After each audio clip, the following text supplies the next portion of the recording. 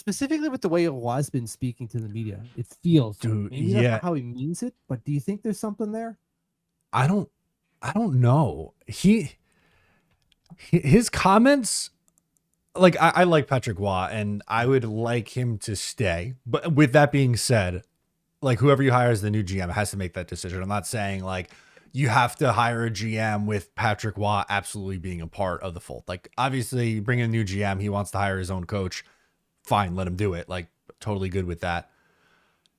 But I don't. He's putting himself in a spot where like I don't know if he's going to come back with some of his comments on this team. Yeah, I understand there's a certain language barrier there because French is his first language. Been there, done that, have the t-shirt on right now, basically.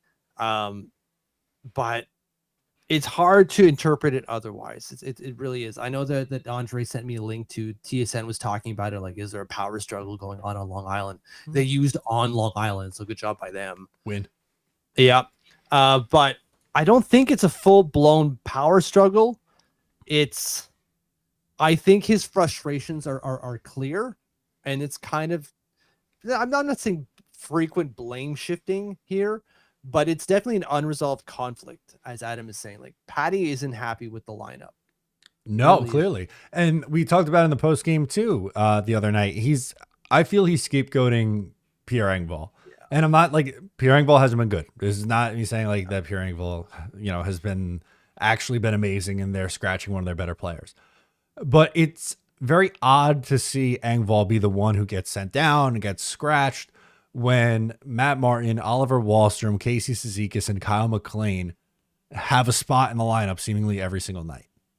Yeah, Wallstrom's really the one where you're like, Patty, I get you want to like put your arm around him and you build up the young kids, but like we've seen this for way too long. You can't build this up. You got to send that somewhere else and hope that someone else turns him into something, because it's just not working here. It's just not. And I know we've mentioned he entered the lineup a couple nights ago. So Hudson Fasching has played the last 2 games. I know he hasn't like stood out as like this net positive, but he hasn't looked nearly as bad as some of these other guys in the bottom 6 has. And like, that's true. I don't know. I'd rather see him get run out there than Wahlstrom at this point, which I don't know if we were thinking we'd ever say that, a few years ago, or like Matt Martin. Again, I don't want it to sound like every episode I have to come on and beat Matt Martin up, but he's not offering this team anything. No, it's not fair to him. No, it's he not. tried. He put himself out there. He made himself available, and the island was like, "Oh yeah, sure, let's do it." Like, have a little bit more forethought and creativity. It should just be like, the guy's working hard. Great, absolutely. But you've got to be able to do that and bring something, and he's just not. There's a reason you didn't sign him at the end of the year. Why nobody or any of the other 31 teams offer him a contract? Yeah, and we're like, I come in on a PTO. You really worked hard to get that PTO and threw out it. Yeah, of course, man. He did whatever you wanted him to do. You had him at your mercy. Great guy, great teammate, great Islander. It's over. Exactly.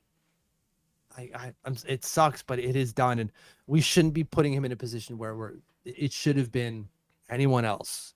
Go find someone else. Sign someone else. What are you doing? Ridiculous. Anyways, we're not losing because of that, but there is some unresolved conflict clearly. So I like how Adam brought this up here. Agree. It's a great thing. If you like that, make sure to subscribe to Up the Turnpike on Patreon for more exclusive New York Islanders content.